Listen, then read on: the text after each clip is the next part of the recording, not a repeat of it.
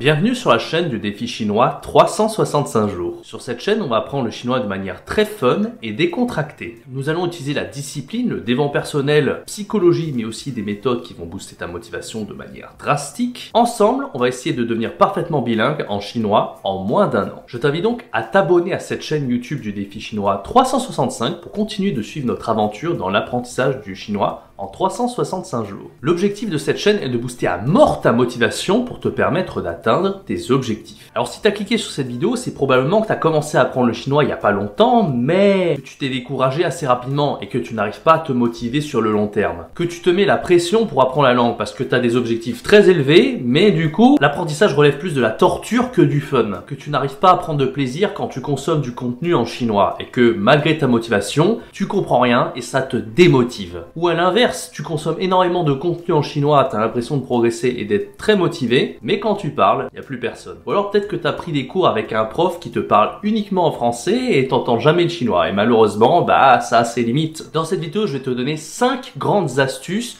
pour rester motivé coûte que coûte en chinois, ne jamais perdre la motivation et ne pas perdre de vue tes objectifs. Mais avant que cette vidéo commence, j'aimerais te parler de la formation Chinois Tips du programme débutant. Peut-être que toi aussi t'en as marre de rester bloqué au niveau débutant en chinois et que tu aimerais passer maintenant au niveau supérieur. Et pour ce faire, je te donne accès à un programme aux petits oignons qui va vraiment booster ta motivation et te permettre d'atteindre tes objectifs en un rien de temps. Il n'y a pas à discuter, il n'y a pas de discussion possible. Ce programme, c'est le meilleur que tu pourras trouver sur internet pour améliorer ton niveau de chinois et avoir des résultats incroyables. Alors le lien pour t'inscrire est dans la description. Franchement, profites-en parce que tu vas pas en croire tes yeux tellement tu vas progresser en chinois. Allez, c'est parti, je te donne maintenant les 5 astuces pour progresser en chinois de manière extrêmement efficace. Pour info, cette vidéo est la suite d'une vidéo que j'avais déjà faite il y a 3 mois qui s'appelait 5 astuces pour apprendre le chinois. Donc si tu n'as pas encore vu, je te mets le lien en haut à droite de l'écran et également en barre d'infos. 5 astuces pour apprendre le chinois, partie 2. Astuce numéro 1, mesurer ses progrès. Alors la meilleure façon pour ne pas se démotiver dans l'apprentissage d'une langue telle qu'elle soit, le chinois n'y fait pas exception, c'est de savoir qu'est-ce que tu as déjà fait auparavant, qu'est-ce que tu as déjà appris et ce qu'il te reste à faire pour progresser dans la langue. Être au courant de ce que tu as déjà appris, c'est déjà pas mal parce que tu pourrais te dire que tu ne régresses pas, que tu as progressé et que tu as déjà des bases solides dans la langue. Concernant ce qu'il te reste à apprendre dans la langue, c'est vraiment dans le but de garder tes objectifs en tête. Qu'est-ce qui te reste à apprendre, qu'est-ce qui te reste à voir pour avoir un certain niveau en grammaire, en vocabulaire, peut-être en compréhension écrite, etc. Ça te permettra vraiment de te fixer des objectifs et de t'organiser par rapport à ces derniers. Par exemple, si tu sais que tu veux passer le HSK 3, qu'il te faudra à peu près 600 mots de vocabulaire en chinois pour atteindre ce niveau, tu vas pouvoir prendre ce grand objectif de 600 caractères chinois, le découper en objectifs quotidiens que tu vas pouvoir faire sur ta semaine ou ton mois. Et donc, si tu as à apprendre 600 mots, tu sais que tu devras à peu près réviser 10 mots par jour pendant 2 mois. Si 10 mots par jour, ça te paraît trop, tu peux réduire à 5 mots par jour. Enfin bref, c'est toi qui adaptes à ton propre rythme. Alors évidemment, il n'y a pas que des caractères chinois, il faudra que tu aies déjà un certain niveau en compréhension orale, compréhension écrite, production orale, etc. Et donc, je te mets le lien dans la description du descriptif des compétences que tu dois avoir pour passer le niveau HSK. C'est le guide des niveaux HSK 1 jusqu'à HSK 6. Et ça te sera vraiment très utile pour te fixer des objectifs quotidiens, hebdomadaires et mensuels. Une fois que tu sauras précisément ce que tu as à faire, il n'y a pas le choix, donc il va falloir que tu révises tous les jours pour t'organiser et pour atteindre ces objectifs. Et pour ça, tu as à disposition plusieurs outils d'organisation qui te seront très utiles que je vais te donner maintenant. Alors, pour organiser tes tâches le long de la semaine, il y a 2 grandes possibilités selon moi. La première, c'est celle que j'utilise parce que j'aime beaucoup la technologie. Il s'agit de Google Calendar. En un clic, tu peux ajouter un événement et le programmer du lundi au dimanche tout au long de ta semaine. Par exemple, si tu veux apprendre 10 caractères par jour en chinois tout au long de la semaine, tu vas rentrer un événement et tu vas dire que tu veux réviser le vocabulaire, les 10 mots de vocabulaire par jour, de 14h à 15h du lundi au dimanche. C'est très pratique, très modifiable et très adaptable pour toi. En plus, tu peux synchroniser ton Google Calendar dans ton téléphone avec le cloud et donc tu auras ton calendrier à disposition H24. Tu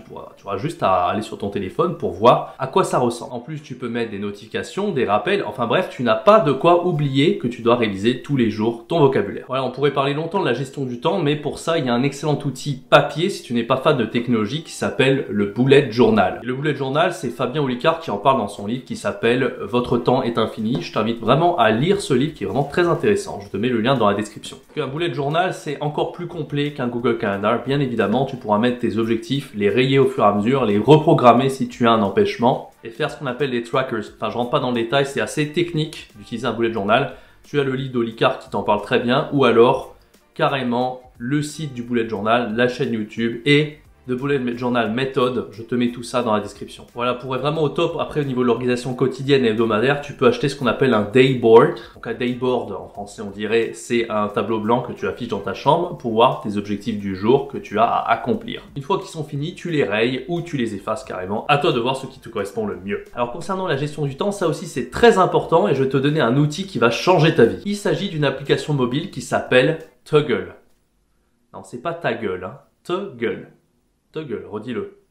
C'est bien. Cette application te permettra vraiment à la fin de la semaine et à la fin du mois de voir où tu passes le plus de temps dans ton apprentissage du chinois. Procrastiner, c'est pas possible avec cette application. Tu devras l'enclencher à chaque fois que tu devras te mettre au boulot. Et à la fin, tu te rendras compte si tu passes plus de temps à l'apprentissage actif ou passif. Par exemple, si tu te rends compte que tu as passé dans le mois 500 heures à regarder des animés en chinois ou à jouer aux jeux vidéo et 10 heures à pratiquer ton oral en chinois, il y a quelque chose qui va pas. Tu as fait beaucoup plus d'apprentissage actif que passif. À toi de rectifier le tir pour rééquilibrer combien de temps tu passes sur chaque niveau de compétence. Tu as compris l'idée. Astuce numéro 2, ne pas se mettre la pression. Dans l'apprentissage du chinois, tout comme le fait qu'il est important de ne pas être laxiste, il est aussi très important de ne pas se mettre la pression. Par exemple, si tu as fait un test du niveau HSK et que tu pensais être HSK 3 mais tu te rends compte que tu es HSK 2 seulement, parce que je sais pas, soit le test te l'a dit ou le prof te l'a dit carrément. Commence pas à te dire « Putain, je suis beaucoup trop nul, j'y arriverai jamais, je pensais être HSK 3, je suis que HSK 2, bon sang, c'est pas possible. » Cool mec, relax. L'apprentissage d'une langue, ça doit être un jeu, ne sois pas trop dur avec toi-même. Faut y aller lentement et sûrement. C'est pas une course et c'est pas non plus une compétition. Parce que si tu commences à te mettre de la pression, tu vas pas voir ça comme une partie de plaisir, tu vas voir ça comme une torture. J'en avais déjà parlé dans ma première vidéo. Et comme je te l'ai déjà dit sur cette chaîne, le plus important, c'est de se faire plaisir dans ton apprentissage de la langue chinoise. Ne surtout pas oublier les aspects fun de l'apprentissage de la langue qui te font apprendre la langue sans effort. Regardez les paroles des musiques, jouer aux jeux vidéo, regarder des animés et j'en passe. Puis aussi un truc que beaucoup de gens oublient. Avoir un niveau dans une langue, c'est très vaste et ça veut un peu rien dire. Un mec qui est HSK 3, il sera peut-être bien meilleur que toi dans certains niveaux de compétences, mais il y a peut-être des niveaux de compétences où tu es à son niveau, voire supérieur à lui. Le mec, il est peut-être HSK 3 parce qu'il est équilibré dans tous ces niveaux de compétences. C'est-à-dire qu'il a à peu près le niveau en compréhension écrite, production orale, compréhension orale, etc. Alors peut-être que toi, tu as raté l'examen du HSK 3 parce que tu n'es pas assez fort en compréhension orale, par exemple. Voilà, donc à toi de réajuster en utilisant ce qu'on a vu juste avant avec Toggl et ton organisation hebdomadaire pour vraiment bien équilibrer l'apprentissage que tu mets dans la langue chinoise. Astuce numéro 3, réviser,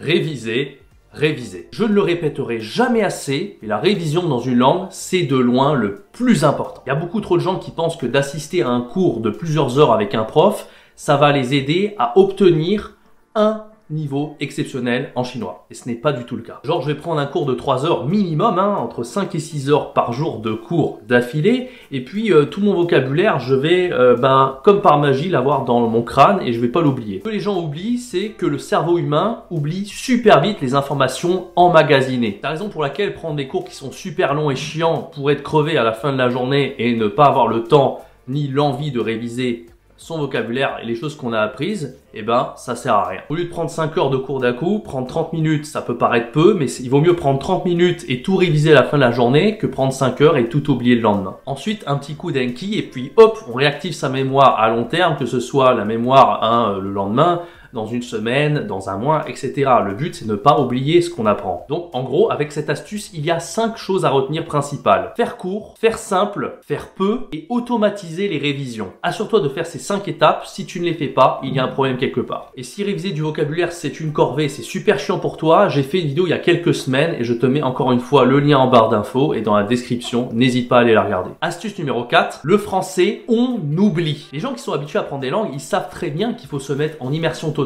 dans la langue le plus vite possible. Je conçois vraiment que ça soit très difficile. Surtout au début quand on n'a pas l'expérience de l'apprentissage des langues. Ça peut paraître très rassurant au début d'avoir un prof qui parle sa langue maternelle et qui nous explique tout dans la langue maternelle. On a l'impression de faire moins d'efforts mais surtout c'est très rassurant. À court terme ça va, à long terme ça peut s'avérer être un piège absolument horrible. Un cours où un prof va te parler français 95% du temps et 5% du temps en chinois, c'est pas super. Ce que je veux dire par là, c'est qu'au début, c'est pas grave de parler français, surtout quand tu ne sais pas dire un mot de chinois. C'est pas très grave. Mais arrivé à un certain stade, quand tu as des bases de chinois, il va falloir les utiliser un maximum. Ce qu'il faut, c'est un cours de chinois, pas un cours de français en rapport avec le chinois. Vous voyez la différence entre les deux? L'utilisation du français se doit d'être ultra modérée dans un cours de chinois. Malheureusement en France, on a trop cette culture de il faut expliquer tout en français quand on apprend une langue. Moi-même, quand j'étudiais les langues à la fac, que j'apprenais l'anglais et l'allemand, il y avait beaucoup de profs qui pourtant étaient natifs de langue qui voulaient nous parler français tout le temps. Je trouve ça super dommage. Et à côté de ça, j'avais des profs qui refusaient littéralement de nous parler en français. Et comme par hasard, c'est avec ces profs-là que j'ai le plus progressé dans la langue. Enfin bref, si tu as un prof et que ça fait beaucoup trop longtemps qu'il parle français et que tu sens que ton oreille n'est pas du tout à entendre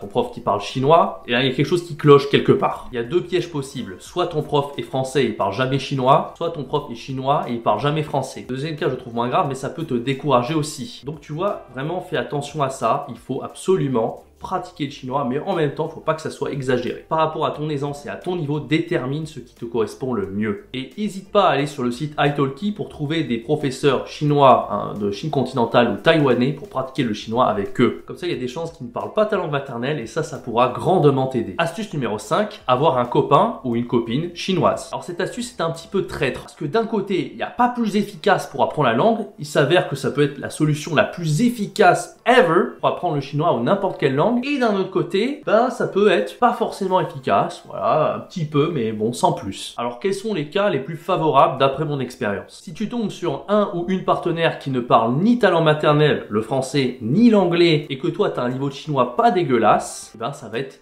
extrêmement bon pour toi. Après franchement la différence culturelle entre la France et la Chine est tellement développée que ça m'est rarement arrivé de voir ce genre de situation. Mais bon, c'est sur le papier la meilleure possibilité. Tout dépend où tu as rencontré ton partenaire. Si tu l'as rencontré en France par exemple, il se peut que la personne parle déjà très bien français, donc pour toi ça sera un petit peu chaud. Ou si la personne est en France depuis très longtemps mais qu'elle ne parle jamais français, il y a beaucoup de Chinois dans cette situation, et peut-être qu'elle est très timide et là c'est pareil, pour pratiquer c'est pas non plus ouf. Donc tout dépend un petit peu de la chance, j'ai envie de dire. Si tu rencontres ton partenaire amoureux et linguistique en Chine, alors statistiquement, il y a vraiment de fortes chances pour que cette personne ne parle ni français ni anglais. À ce moment-là, c'est génial parce que t'as pas le choix, t'es obligé de faire l'effort de parler la langue. Ça peut s'annoncer super, mais tu vas voir, c'est très crevant et il va falloir que tu tiennes sur le long terme. La discipline, mon gars. Donc on voit bien que ça peut être une solution extrêmement efficace. Moi, j'ai vu tellement de gens devenir extrêmement bons dans la langue après plusieurs années passées avec leur partenaire amoureux en chinois ou dans n'importe quelle langue d'ailleurs. Je dois reconnaître que j'ai plutôt vu ça pour l'anglais par exemple, où c'est assez fréquent que les francophones parlent très bien anglais en ayant passé le temps avec quelqu'un qui parlait pas du tout français. Et pour le chinois, je trouve ça beaucoup plus compliqué. C'est à toi d'avoir déjà de bonnes bases en chinois et de trouver un partenaire chinois en Chine, selon moi. En France, ça sera beaucoup plus difficile. Enfin, dites-moi dans les commentaires ce que vous en pensez et